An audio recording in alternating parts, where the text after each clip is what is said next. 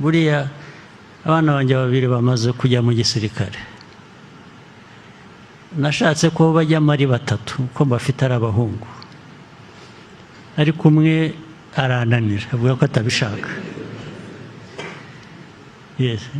Bombi narabegereye ndabinginga nabwo ariko mwebwe shaho,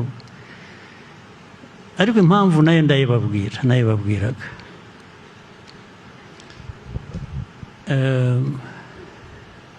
Mbaganirira amateka y'ibintu twanyuzemo n'abandi bose bakiri batoya n'iki gihugu cyacu, ntabwo ariko mwebwe uruhare rwanyu ruzaba uruhe? Ngo nababwira babiri rwose bo barabikunda barabishaka ko bazajyayo, undi niwe wavuze yabigiyemo ntabwo atari kujya, ntabwo bijyanye numva nshaka kumera, ndavuga nti nawe kora ibyo ushaka, niba udashaka kubijyamo kora ibyo ushaka. Ntabwo ese urashaka gukora iki?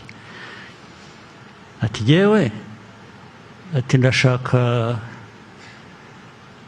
gukora amafaranga, tujye nindagiza kwiga nzajya muri bizinesi, arangije aranyurira ngo mwebwe ngo n'abasore bandi barumuna be, ati kubera ko icyo gihe muzaba muri mu bindi, ati nzabatunga.